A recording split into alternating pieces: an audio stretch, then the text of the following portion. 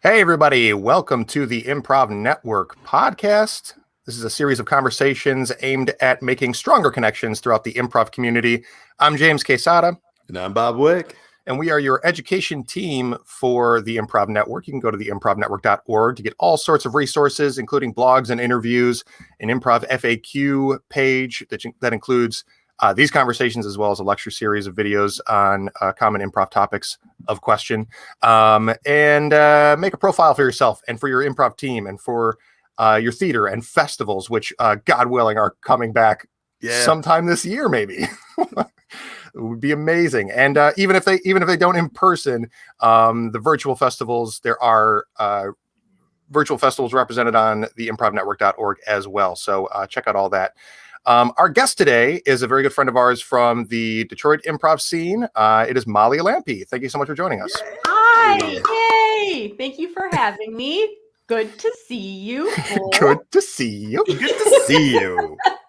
It's really great to have you on, and I'm excited to talk about the topic of conversation. You made a post a couple weeks ago about what I'll kind of blanket term destructive humor in comedy, and I think the sort of summary sentence in there, at least for me, is that there's a difference between there's a difference between a joke and being a total asshole, and is a great post that captured pretty succinctly. You know, I think it's the type of post that could be like just a whole long scrolly scroll, but I think it captured fairly succinctly the idea of a joke being at the expense of someone else and being more destructive than it is actually funny, and just generally being mean-spirited, whether consciously or unconsciously. And there's a whole lot under that umbrella, and also there's a pretty extensive message thread dialogue between people about the ways to interpret what you were trying to say and adding to what you were saying or things around it. So we wanted to have you on to talk about all that stuff. And so can you kind of, I guess what I would wonder is like when you made that post in the first place, what instigated that for you? Is it something you've just been stewing for a while, or was it something that kind of was sparked from a particular event or something like that? Yeah, well, basically it was stewing. It stewed for a while. It was things before the pandemic, during different platforms, whether it's like instances in the green room or instances off stage with conversational things at the bar, or, not necessarily improv scenes. Sometimes, yes, but there is a buildup of things that accumulated over time. And I've been doing a lot of thinking. When you mentioned the biases and whether it's conscious or unconscious, I've been doing a lot of coursework with that for my job as a speech pathologist. And so I kind of reflect back a little bit in different areas of my life, and the comedy scene's another area that I look at sometimes, and I kind of hold us to a higher standard of how we construct jokes. So when things happen at times, I just kind of had a build up, and that day I wrote it out. I'm like, should I post? Maybe I'll just not post this. I love that debate, that internal debate of like, is this smart of me, or should I just wait a day? Is this the energy and the vibe that I had that day, that I had the ability to compose the idea? But it was definitely something that I've just been reflecting on and talking about with people over the years. So it was something that I was kind of surprised that that a lot of people were like, "Thank you for saying that." And it was kind of like, well, if we all feel this way, then I guess we do really need to talk about it a little bit more. Yeah. So nothing like I mentioned before. It wasn't like one specific incident that needed to be like legally investigated or anything like that. I mean, sometimes you walk away from like a jam, and I know virtual jams and stuff like that can just even like sometimes in the comments, honestly, I'm sure that this does happen more than I'm aware, but I'm surprised that I haven't seen or heard more of like trolling in comments on live stream improv and whatnot, because it just seems like Easy target. low hanging fruit. Yeah.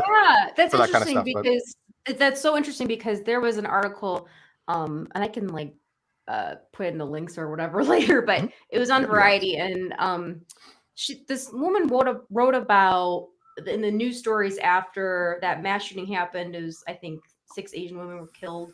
The people in the comments were like making these horrible jokes, and stuff like that, where like you think that we would also face that too, where these horrible jokes would come in and it'd be more trolling going on, but there's trolling going on in these like very serious, horrible situations. Yeah. Yeah. Yeah, and like I guess what that is really like that's where trolls would have their most fun, right? Is something Right. that should be taken seriously, not probably not at a comedy show where they're like, yeah, that's already kind of the tone anyway. So Right. yeah, it's terrible, and I'm glad that it's not as spilling into the improv world. It seems generally pretty fairly supportive, especially from the audience comments and whatnot. But it just sucks to see that stuff anywhere. And what are some of like the most when you see this type of humor? Let's define it first. Like you're talking about, you mentioned specifically sexism and chauvinistic remarks being the type of jokes. But you're talking more about destructive humor that could be about any sort of discrimination or pejorative Right. joking. Yes. I just kind of addressed it to the comedy scene because it's happening within the scene too. But I addressed it to the comedy scene because I think we think about jokes a little bit more in the construction of jokes and our intention. And whether it's stand-up or improv or sketches, we think about this a little bit more. So when I see it happening within our community, I get a little bit more irritated by it. Where like, so that Tim Robinson sketch, I don't know if you're gonna talk about it, but it, I don't know if I should break that sketch Go down for it, right go for it. now. Yeah, absolutely. Let's do it. Basically, so from I Think You Should Leave, I've watched it over and over. Obviously, I think we all have, especially during the pandemic. Right. But there's a scene where he's in a work meeting and he goes and sits down and he sits on a whoopee cushion and all the coworkers crack up and it's like a joke, and then he rightfully so gets into this like bit about like, what's the joke here that I have a slightly milder fart than no one barfed, or like it's something like Right. like what's the joke? And it's a hilarious way of looking at that. But I kind of felt like that what's the joke? Like asking people in those situations, that's a good way of kind of getting down to the core of what was going on. And especially like during the pandemic, some of my friends who are working in person dealing with their coworkers, making jokes about how they're taking precautions or these serious things that make people really anxious. And it's like, what's the joke here that you're making fun of me for being conscious about the pandemic and not wanting continuing to the spread of this and like people's lives? What's the joke? So I think that's kind of like the root of my post that I was making, that looking at when you're in the situation with people that you could use that in the moment. Because I think that's the thing, is we struggle with recognizing something, but then what do we do in the moment when we do recognize it? And I think that little line sometimes helps me kind of look at it to more directly. Correct me if I'm wrong, but I feel like basically we're asking, A, what's your intent, and why is that your intent? So was your intent to break the ice, or make something uncomfortable, get levity, or is it, hey, I feel uncomfortable, so I'm just going to react in some kind of weird way, or are you trying to comfort yourself? Are you trying to comfort us, or are you just trying to be shitty? Right. Sorry, go ahead. Or I was just gonna say, or do you not know what to say, so you're just basically making a "that's what she said" joke because you can't add to the conversation. And then that's the thing there too. It's like, if we can't add to the conversation, that's okay. You gotta be just like comfortable with your silence sometimes. And you just take up space or to show dominance, or just show that you're still here and you're relevant and you want to be funny still. I think that, and I want to come from a place that I've been guilty of this too, and that I'm not saying like everybody needs to listen up. I'm taking it to the streets, but That's weird. Your Molly impersonation sounds just like mine. I was like, have you heard Molly talk? I'm Molly. Point my finger at people. But I like when you point your finger at people. It's not even aggressive. You're pointing It's a up. wiggle. Like, It's a slow wiggle, yeah. that's how nice you are. but yeah, I think that's like an important thing that goes back into that like unconscious thing that you're doing at times is you're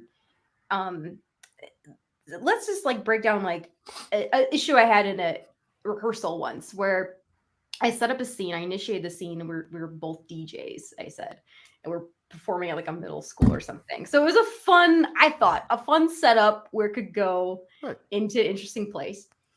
The person in the scene with me was like, said something about how they don't like watching women succeed. And it was just like, the line was just like, what does that have to do with what I just said? You didn't yes and me.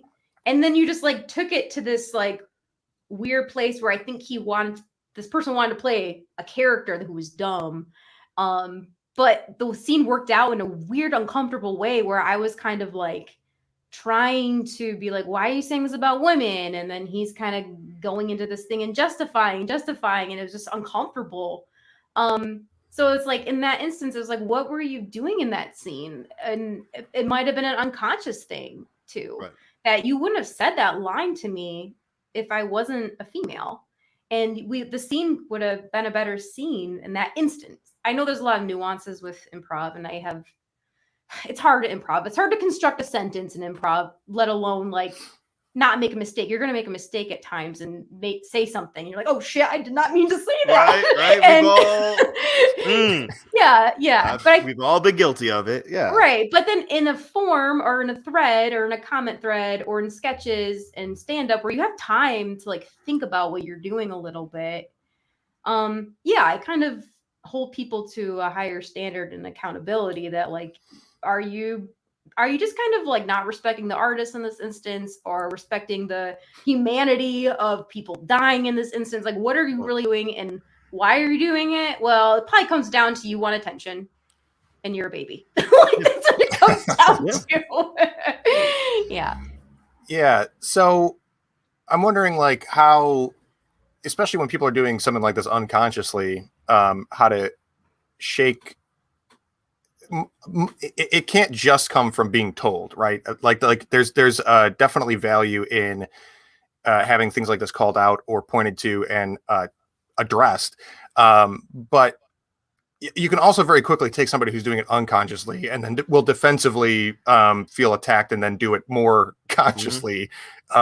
So like what is the best way for someone who to like reflect on the things that they're doing and be like, are there things that I'm doing that's like this sort of destructive humor or am I, how do I make sure that I'm doing like more like coming from a place of satire or coming from a place of like wanting to use humor as a coping mechanism because like things like the pandemic are can be overwhelming if you don't have some kind of way to disarm the severity of it. And so like assuming that it's fair to use humor with that intention and that you can feel the difference, how do you make sure that like, what am I doing? How do I check in with myself to make sure that I'm doing things without being destructive, and if I am, changing? Right. Yeah. I think that's like a good point about once you do approach that there's maybe pushback or defensiveness.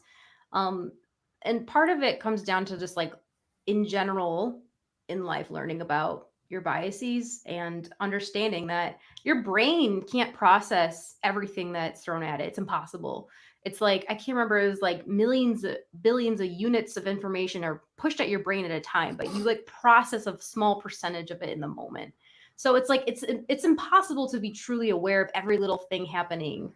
But I do think that there's a lot of resources out there. I think Harvard University has like a free test about like biases, of things that you can look at in yourself and things you tend to do. Like, for example, in a scene with your naming your scene partner, are the men in the scenes, they can be doctors, but the females will be nurses, stuff like that. Like little tiny things like that, I think are interesting to look at and just ask about yourself. Like, have I done this in the past? Did I pimp somebody into doing something because of who they were? And that it's nothing malicious. It's just to acknowledge it, and you can look at it and understand that we grew up. And we might kind of go into this a little bit, but we grew up in a culture that perpetuates white supremacy, our curriculum, everything we see in the media. So we don't have that awareness growing up. So when we start to unpack it, it's kind of painful. You know, you want to be that person who's like, oh, I wasn't the one saying these things or perpetuating that, but we are all in a way, and it's important that we're all just learning about it. And changing what we're doing from there. I think we can't like go back in our old tweets and judge people and not let them host the Grammys and stuff like Kevin Hart, like so. Sure. I don't know if you remember that story, but it's stuff like that I think people are fearful of being canceled, versus just kind of looking at the tendencies that you might have in scenes or in your content and kind of breaking down like, well, why am I punching down at this other group of people versus like using dark humor? Are you the person, like in Tim Robinson's sketches, a lot of his sketches, it's about him being the idiot and doubling down. And I think that there's a lot of shows that we could break down and say, well, why is this funny? And I think that there's some shows like maybe Family Guy or something you could look at and it's like, oh my God, like why? It is dark humor, but it's like you're laughing at some things about other communities who are suffering or marginalized, and it sucks, and it's not like suppressing freedom of speech. It's just saying, I don't have to indulge in that. And there's other things that are funnier that aren't doing that. So yeah, I think that it's okay to look at it. Yeah, it's interesting. And I'm not really honestly very familiar with Family Guy, but I can imagine your point from just the early days of it. And I did decide at a point that like, I was like, I don't think I'd like this, but I used to love it when I was a kid, and then now I'm like, oh my God, some of you outgrow it. You're like, geez. Yeah. But then I wonder again. The intention thing is like, what's his name? Seth MacFarlane, right? I do wonder, like, is he doing it from a place of like irreverence and absurdity and satire, or his writing staff, like whatever the show. I wonder about what's behind it, and like whether it's just a different expression of things that I do think get more of a seal of approval for being satirical. I think that like for me personally, like South Park is pretty impeccable about going on the satirical offensive in every direction and kind of holding true to the idea that like nothing should be taboo, and that is like more of a driving philosophy in a I don't know, in like a challenging constructive way, even though it's obnoxious and grotesque. But like, yeah, I don't know. Sometimes there's things that just don't like ring true to you, especially when they're diluted through like a show or music or crafted, comedy. It is very different, as you said earlier, Molly, that with improv, it's like very much on the fly, but like with stuff that's like written and crafted, it's like there has to be some kind of strategy to the person. And I don't always give people the benefit of the doubt, but I can't say for sure what their intention is behind like their own strategy for creating things. So I have a hard time sometimes like flagging something for like, I don't like it, but I'm like, I can't say for sure if the person behind it has the ill intentions that make me uncomfortable about the final product. Yeah. I think most of the things. Oh, sorry. Go ahead, Molly. I was going to say, that's interesting because I think with sketches, especially, you don't know who wrote it.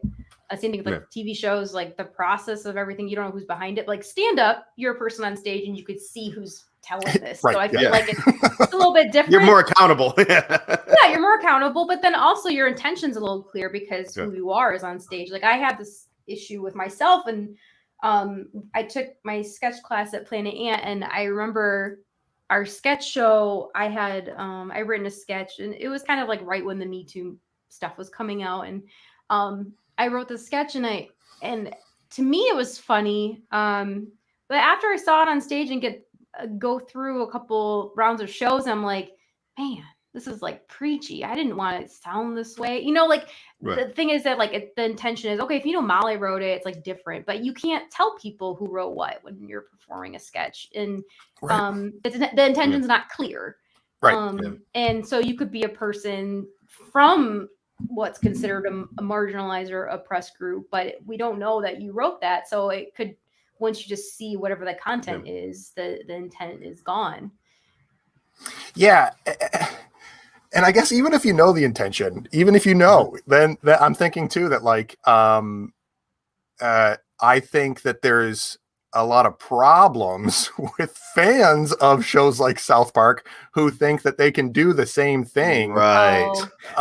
Without having the same intention. And then it's like, and then sometimes it is like, well, I don't care how fucking good Matt and Trey are at it. Like maybe the trade-off isn't worth it when it's creating a whole slew of writers or comedians that are like South Park does it, so can I. Right. Yeah. And I think that's the problem people getting into comedy have, is they don't understand that South Park does such a great job at, for lack of a better term, protecting their characters. If a character says an ignorant thing is because there's some kind of bias or some kind of want they had that is in conflict for them knowing a truth. So when they say something ignorant, you can connect A, B, and C and say why they would think that way, and kind of understand that this is from an ignorant place. This is not what the world thinks or how we should think. This is how this one motherfucker thinks, and they're dumb, and we can laugh at it because only a really ignorant person would think that way. Yeah, I think that's like a more like clear way to look at that too, and know that like, oh, this is the character's opinion. This isn't like a societal. No one's had a teacher like Mr. Garrison. It's that guy would be arrested. Yeah, I did want to mention too that, because one thing that I put in that thread was it was about sexism, I mentioned, but obviously there's, within the community, there's punching at each other from women to women or women to men. There's also women doing some of these things, because what do you mean? Like we talked about it before, that like, because especially coming up, the women who have come up in the scene where it's been mainly men, joined in on the boys club, and so when another female is in the room, you're like, no, like that's a threat. Females are raised to be competitors, and so. And I honestly, I felt that way, especially when I first was starting out, like, because I was getting casted and things, and sometimes I was the only female in a showdown. And I think Go did a pretty good job of starting to cast more women and making it more split. But then once it started happening, I could feel my brain being like, oh, I gotta be the only girl. And like, I think in the community there is instances where women are also perpetuating this culture of not knocking each other down, because men are, we're all knocking each other down in ways, but women are doing it to women too, or just doing it to other people. I think that there's at times there can be some lack of accountability in saying that like, oh, well, all the white men are doing this and this. It's like, well, we have to also be accountable too, and be models for what should happen within that kind of interaction. So that was something that I kind of like felt like the post. I know that no one can read it because my Facebook's private, but I mentioned sexism, and then everyone's brains went, oh, what happened to Molly? Oh God, what happened? Okay. It's like, well, no, it's not just this. This is one element of how jokes are used. But I just wanted to mention that too, that I think I don't want to like come out here and be like, oh, the men, it's like, yes, it is that, but it's also us females, white females doing things too. Well, yeah, and I appreciate what you're saying because I think it broadens things in a more sort of. I can only think of it as in terms of like being a model of something that happens.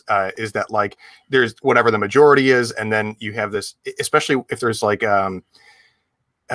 even with the effort to be inclusive in a positive way, it's like, okay, well then as you start to build inclusivity, you have to get past this threshold that feels like tokenism, and where it's like, okay, well, we got to fill our quota for whatever the minority is, and then there's like sort of tough things that come along with that too, of like, is this the reason that I'm being included is because of my what I bring, inclusivity and diversity quota wise, Right. and then you start bringing you have to like overcompensate to balance the scales, right? So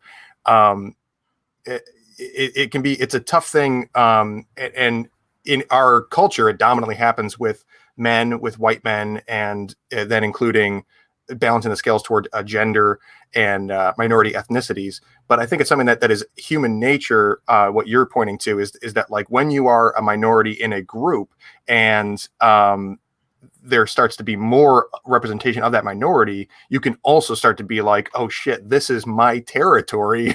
Like I'm filling the token role and like, and it's a tough thing that we have to find a way to like kind of just cope with in a positive way, and just be like, this is it's a good thing to make sure that we're all sharing the space. There's a space enough for everyone, and we're finding a way to build merits around why you're here, other than what you are on the outside.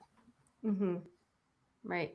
And who you are on the outside matters. Your differences matter, and representation matters too. Mm-hmm. But yeah, that was something that for a long time, for myself personally, like growing up, I had a lot of male friends. I was interested in male dominated hobbies. Like I play guitar and in music and sports and things like that. And so comedy was another thing, like just another thing that I was the only girl in.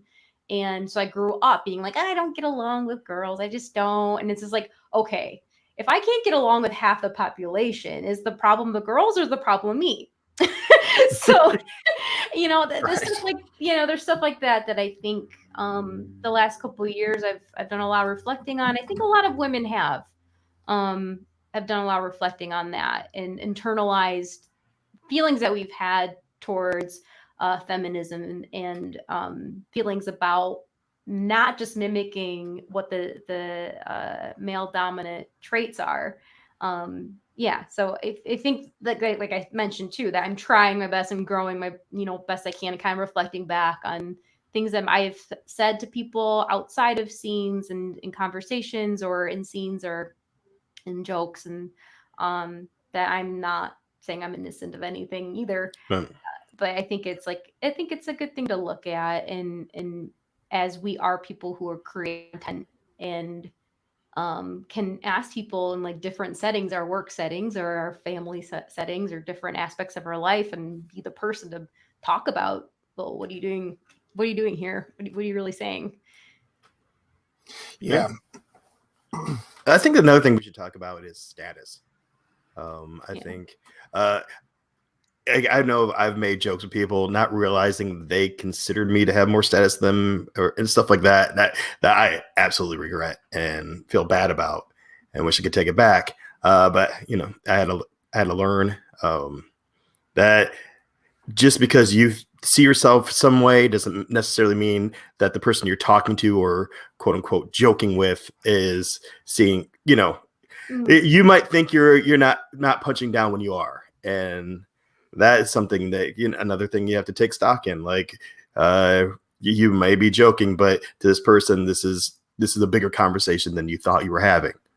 So you have to be, That's interesting. The other thing, like how you acknowledge though that like going forward that you're aware, and then those instances. By status, do you mean like teacher versus student, or like scene? Or it can be anything. Like person who's done 4 showdowns and I've only done 1. Like something. People. I've noticed that, especially in the thing we do, people are always taking stock. I don't think it's healthy.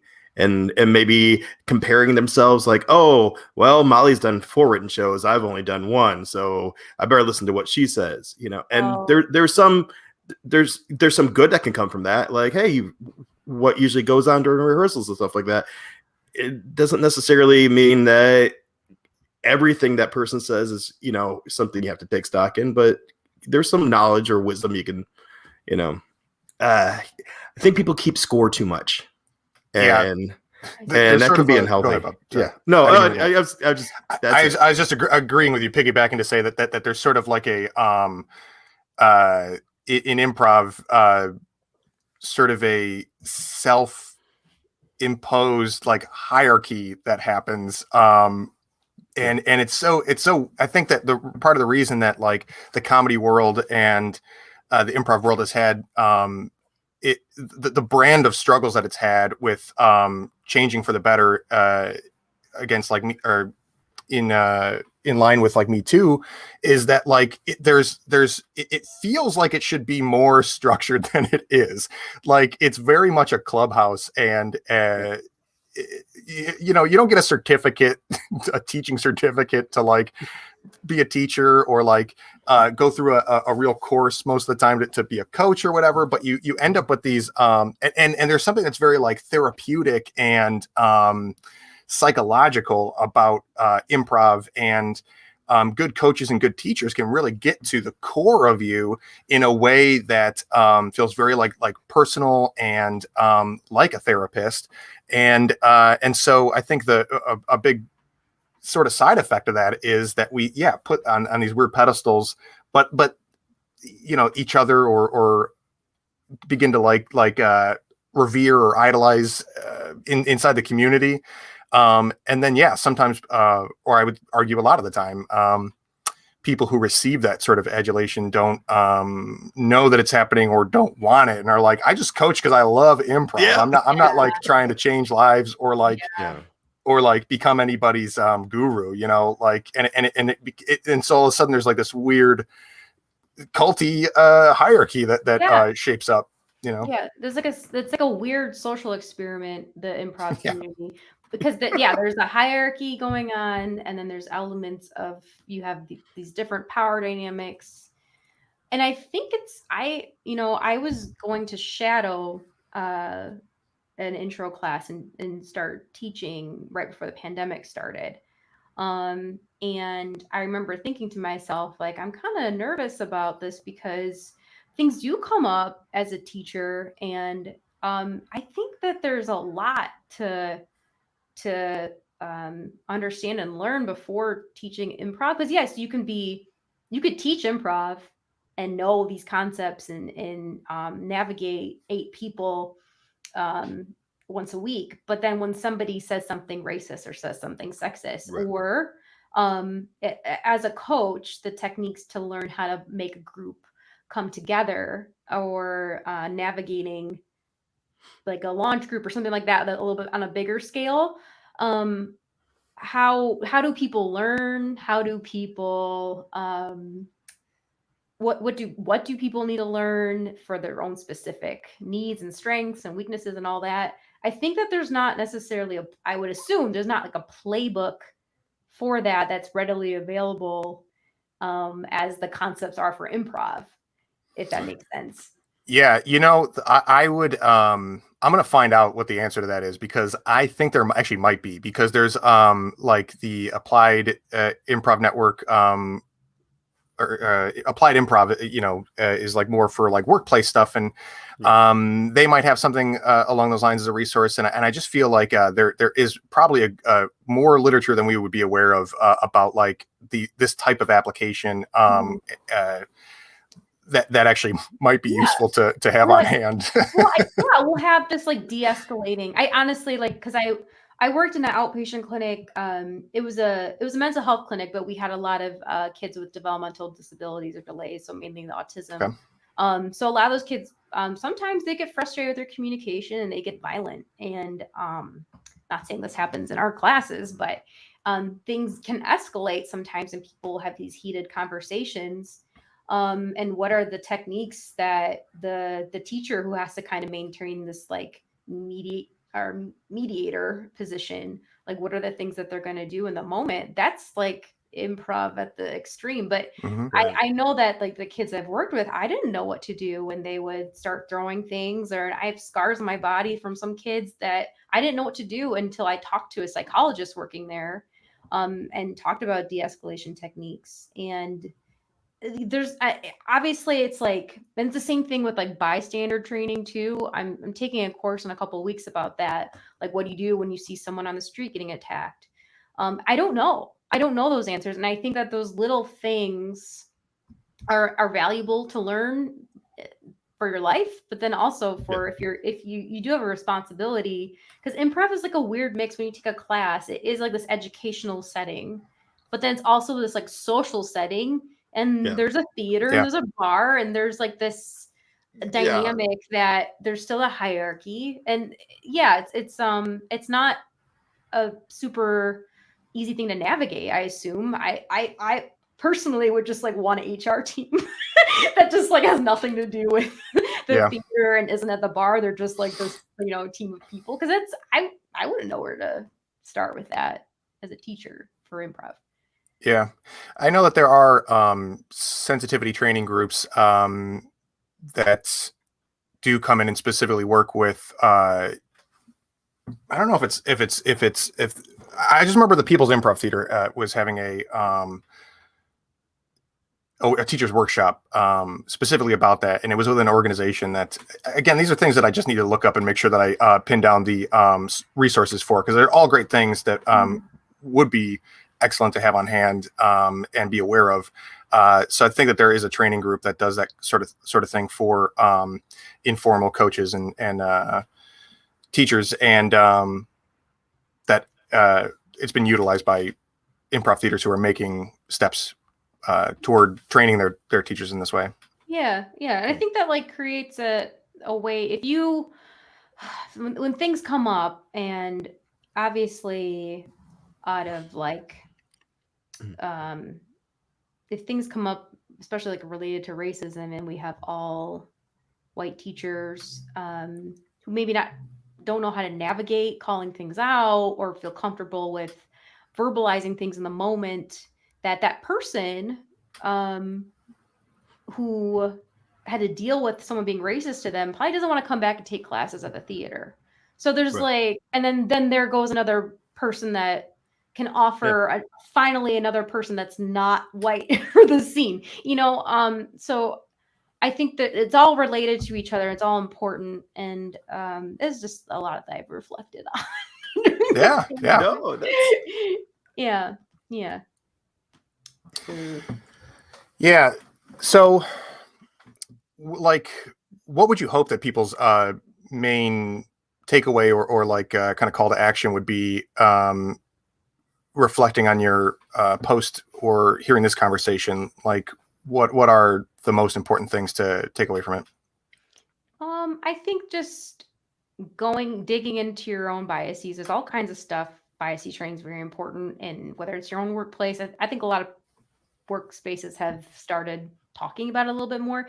But then also knowing, just like asking yourself, okay, what did I mean by that in that instant? Why did I say that? Or other times I've done this, and going forward, just knowing that it's okay, but just having some more awareness about why you're saying certain things about another group of people or another person. Basically just asking yourself. And I think there's some trolls out there that obviously need this the most. Sure. Yeah. Because it's like, obviously, like they're just saying these horrible, mean, terrible things because they think they're hidden behind a computer, but they got their little, shitty comment out and they feel better. It's just like at its core, like we see it. We all see it. Yeah. It's someone being a baby, and they want some attention, and they're going to say this thing to get a rise out of people and call it a laugh. But really, you're trying to assert dominance. You're trying to assert that you're present and that you want attention. Yeah, well, I think that's the toughest question, right? Is that like, is there a type of person who is guilty of this that's just too far gone, and or like Right. not your response, not you Yeah. specifically, but like for anybody thinking about this thing, is it's like it's not your responsibility to change that person, No. or is it? And it's like it's hard to know what the role is if it's like, okay, there's trolls who are guilty of this stuff, and it's like the bullseye red flag, that is what we're talking about. Right, And somebody right. who's running around doing that like is unlikely to self-reflect and change, or is probably past the point. And I believe that that somebody like that is probably has some sort of explanation for like, yeah, well, like taboo and people take things too seriously and stuff. And it's like parts of it on paper can sound reasonable, but I think that like with more empathy, they would probably come to realize that like I'm doing it the wrong way, or for the wrong reasons. Mhm. So it's like my question is like how, what I struggle with is, what I should say, is whether to write that type of person off and be like, what we need is you out of our lives. Or to be, is the answer, what we need is to give you an extra level of patience to actually reach you, and maybe show you the type of empathy that we are hoping that you'll show to everybody else, and really kind of like connect to affect real change versus dismiss to avoid what we're trying to distance ourselves from. You know what I mean? Mm-hmm. Yeah. I think that I think people deserve the right to grow and learn and not be canceled, because sometimes they're doing it at a level they're not aware of, obviously. And so if the one thing that you can do for yourself is obviously be accountable. All you can do is be accountable for what you do and for yourself. Calling things out is a start, but like at the point of like what you're saying, like when do we just like decide this person's like whatever? Yeah. I think it depends. I mean, yeah, there at a certain point, people's comments can become so belittling that and I've had this instant with somebody high up in the scene where I was dismissed and I wanted to talk about a scene that I was in a show, and this person didn't want to talk about it with me, and they basically said, "Oh, I'm sorry, no, it's okay. You're so cute in your hat." And I was just like, "Hey, I can talk comedy too. Why do you think I like can't talk about this sketch with you?"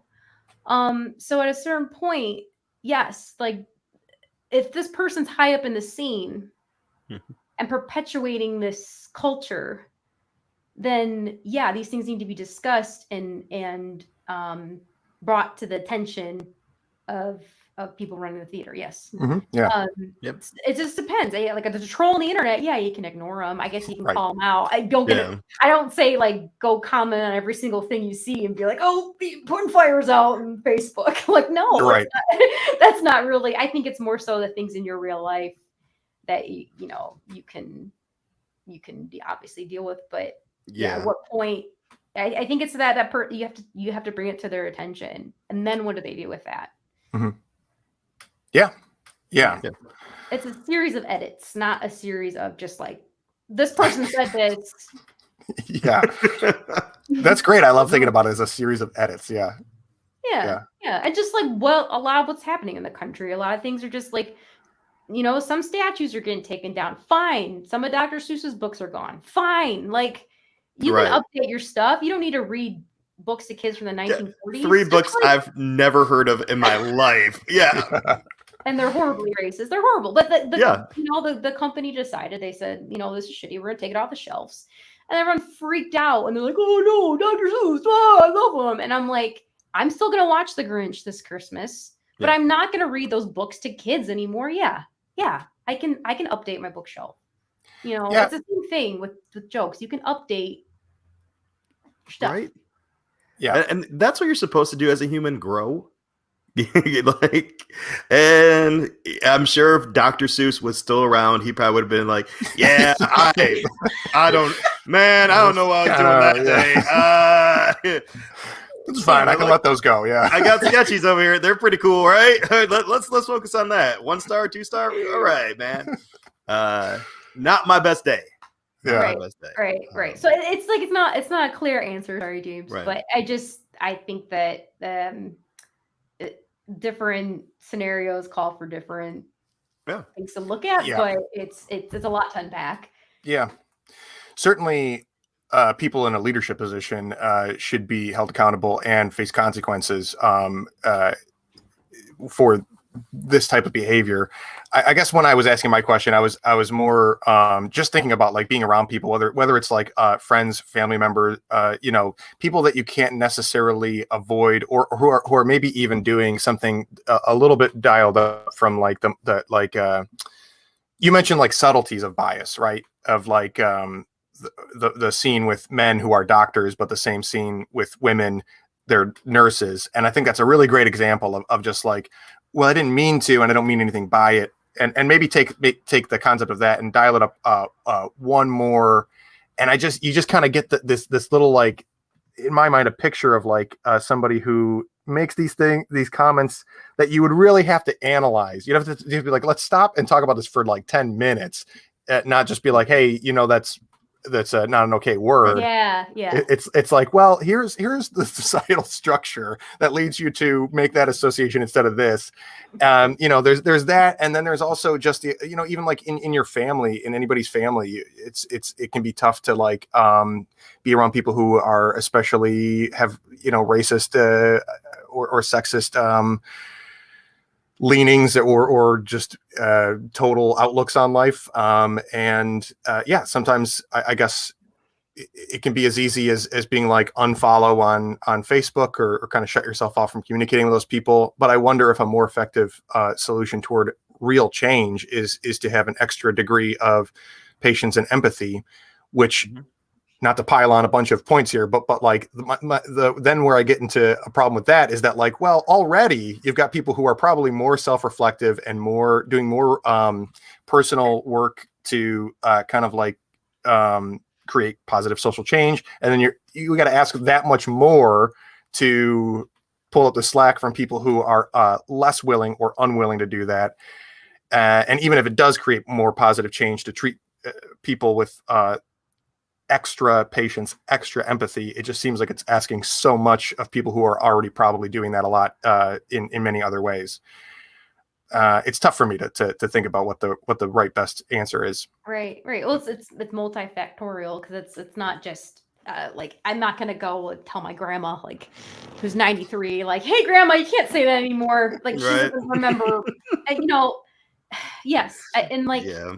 I think it's an all-encompassing thing where it's not just what you can do as an individual, but it's pushing for education and the totally wants to change, and it's not something that happens overnight. It's like it's a very long-term effort. I think that's a thing too, is especially on like a personal level with people and families and things like that.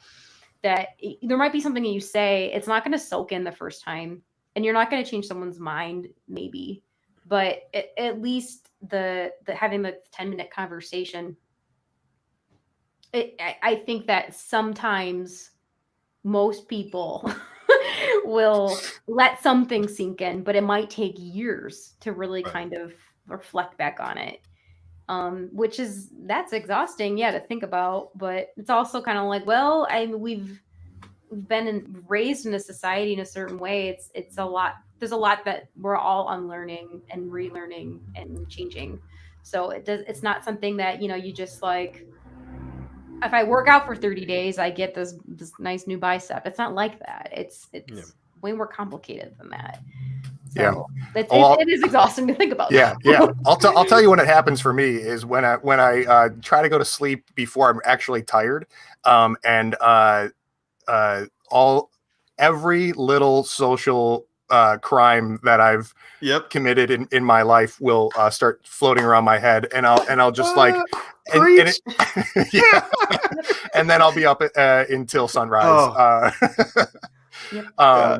But maybe it really probably what I should be doing is finding time to like essentially meditate or self-reflect in designated ways instead of when it creeps up at its least convenient time. Yeah, when you're trying just to sleep. Yeah. I feel sorry Yeah. for some people like that I've interacted with, because when I have those moments, like the next time I see them, like, hey man, remember 4 years ago we were in that show and I said this one, like most of the time they not remember, like, I'm just so sorry. I just Yeah, you're going around making amends. Yeah. but I think like, even, and I don't want to do it for me, I want to do it for them. And I think that's something we should also talk about when you do make those mistakes.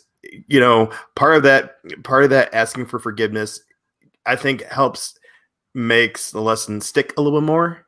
You know, if you have to do that, that extra step and to make amends, it really sticks, because that's very uncomfortable. And I think a lot of this stuff comes from people trying to be overly comfort and try to comfort themselves. So yeah, I'm gonna punch down, because that blowing out someone else's candle makes my candle brighter.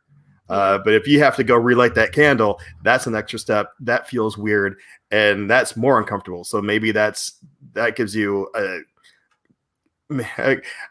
don't know, like a bookmark of, you know, I don't want to do this anymore. I don't want to feel this way. I don't want to make someone else feel this way.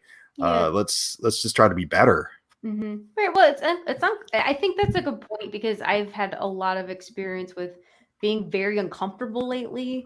Not in comedy necessarily, but in other aspects of what I've been doing. I've been doing a big project where I've been trying to help a lot of SLPs update their school materials and have more diverse folks in their resources that they're showing to kids. And it's been an uncomfortable space for me, because it's unknown. I'm doing a lot of reflecting on, like, how do I navigate this without being a savior, without being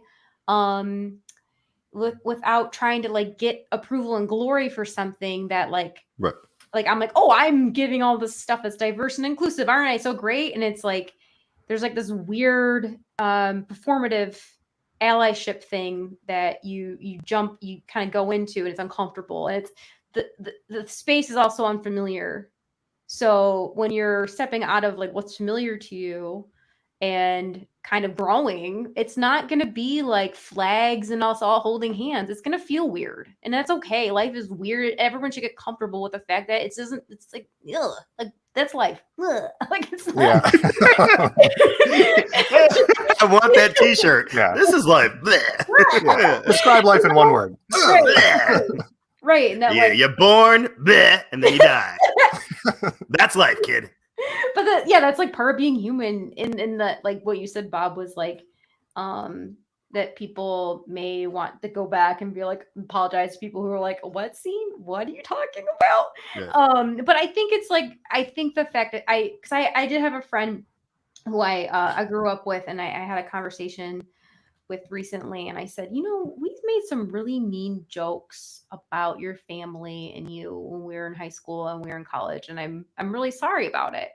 And I said, I'm not apologizing out of a sense of guilt. I'm apologizing out of a sense, I just want to acknowledge that this happened to you and I perpetuated. I think there's a difference between being like, oh, I'm so guilty. Yeah. Oh, I'm a good person now, though. Yeah. You know, I think there's a difference. Pat myself on the back, because now it's okay.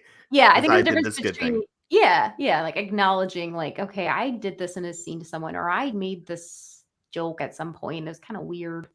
And looking back on that, and I think that depending on your relationship with that person, I think it's appropriate to say, you know, I acknowledge this. And a lot of people after I posted that thing messaged me and said stuff, and it was nice, and it was a good thing that kind of felt like it was moving our friendships forward. Yeah, that's awesome. And I mean, a great example of how you said you question whether or not you should post it, but like opening up a dialogue to talk about it, and being the first to break the seal on like acknowledging this type of thing, it can really do a lot of good to just like get the conversation started and lead to a lot of really positive changes.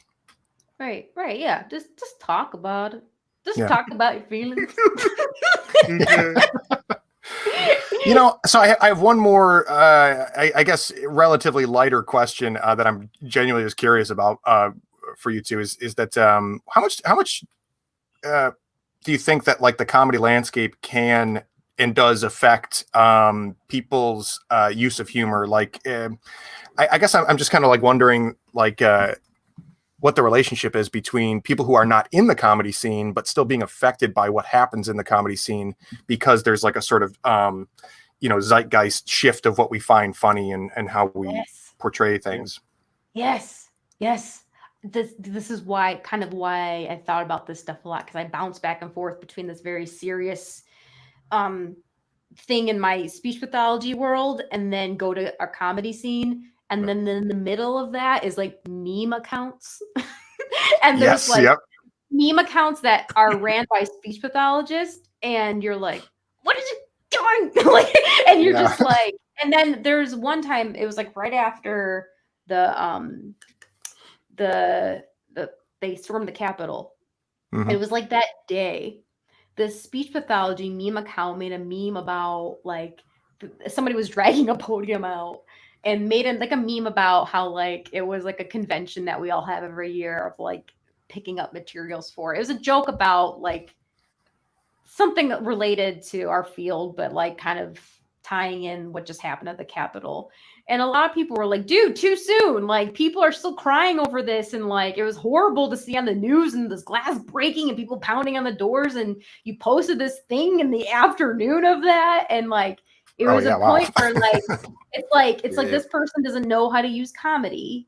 And then they're throwing it in this other space of like, speech pathology isn't like known for being funny, like it was like this weird thing that like, I'm like, okay, as somebody who like thinks about content, I'm like, your meme account sucks, and like, so I think a lot of us like have that moment where like you'll see how people are using humor in different spaces and you're like, what are you doing? Quit it.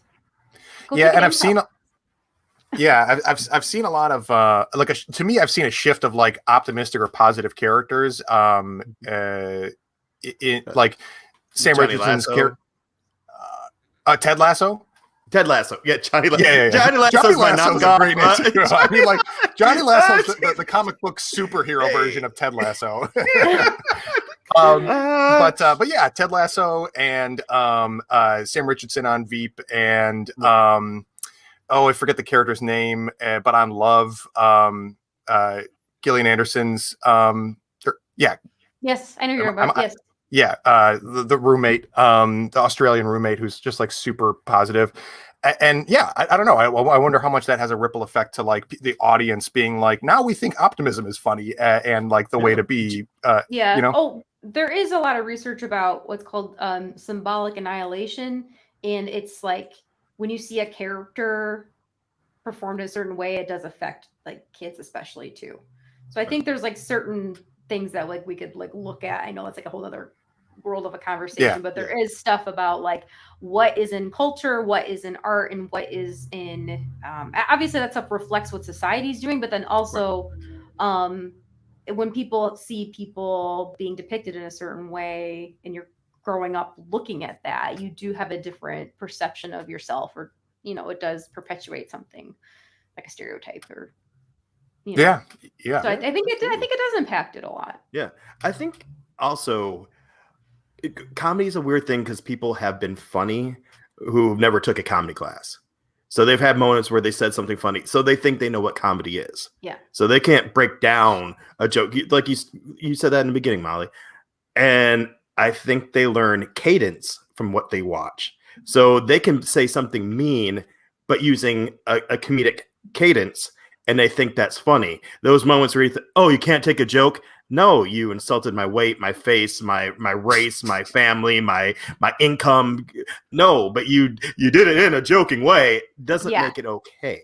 Yeah. And I think that's something people need to learn because they think they're being funny.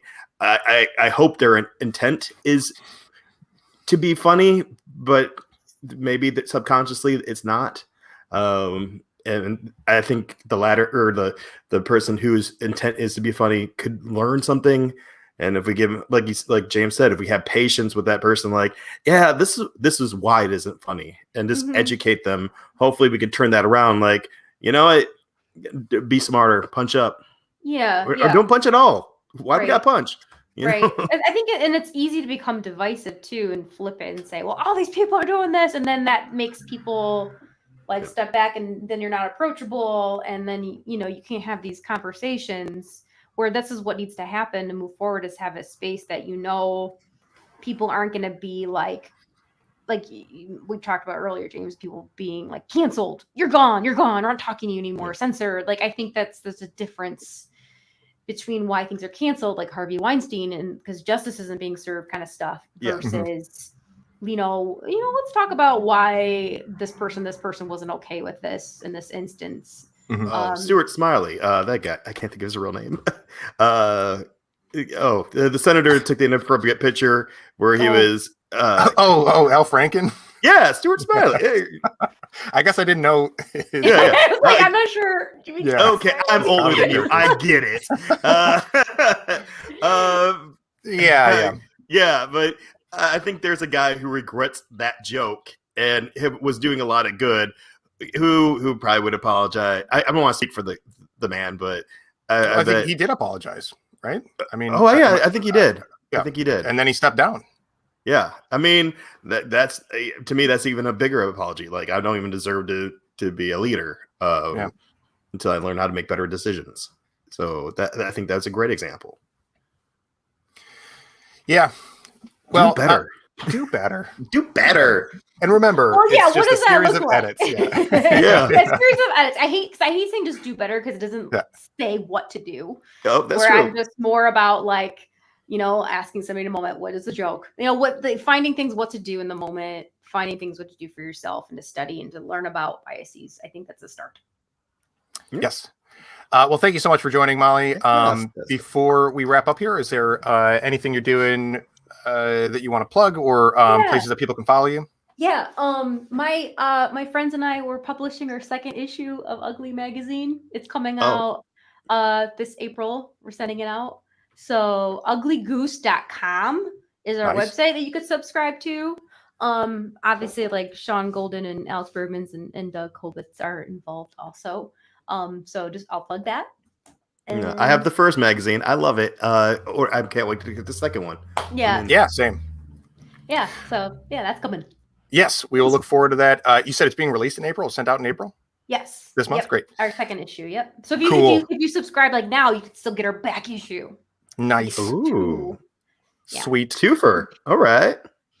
Awesome. Well, again, thank you so much. It's been a really great conversation and a very important one. And I hope that we have somebody listening is thinking about these things in different ways that would make all of us very happy. Shout out to Sean. What up? Miss you. Haven't seen you in a while. Let's catch up. Let's Why you come on, Sean? Let's Zoom hang. We should have Sean on. Yeah, Sean knows about improv. He can come on. Yeah. We know Sean from improv. And to Pete, love you, buddy. Thanks for tuning in, you guys. And you can catch us every Sunday at 1 p.m. Remember to go to theimprovnetwork.org where you can find all sorts of really great blogs and interviews. Ugly goofs. Goofs? I heard goose as well. I'm sorry, Molly. I'm sorry. I messed up. I didn't say it clearly. No. Editorial. Yeah, there you go. Why can't I? Oh man. Okay, I'll go back and delete the other ones. It's okay. We said it. No, we might be helping. Honestly, I should have commented. I'd be like, "It's Ugly Goose. Why is it Ugly Goose?" We got get quiet for a second. I'm like, maybe I should have said that, but I was okay. So funny. Yeah, honestly, I was like, well, let's do research and see what kind of company Ugly Goose is. We might want to promote them as well. Yeah, let's not judge too quick, guys. Right, you're right. Okay, Ugly Goofs is the website. Ugly Goofs and it makes a lot more sense. and theimprovnetwork.org. Go there to check out all the resources that we have to offer for you. Thanks so much for tuning in. We'll catch you next time on the Improv Network podcast. Bye.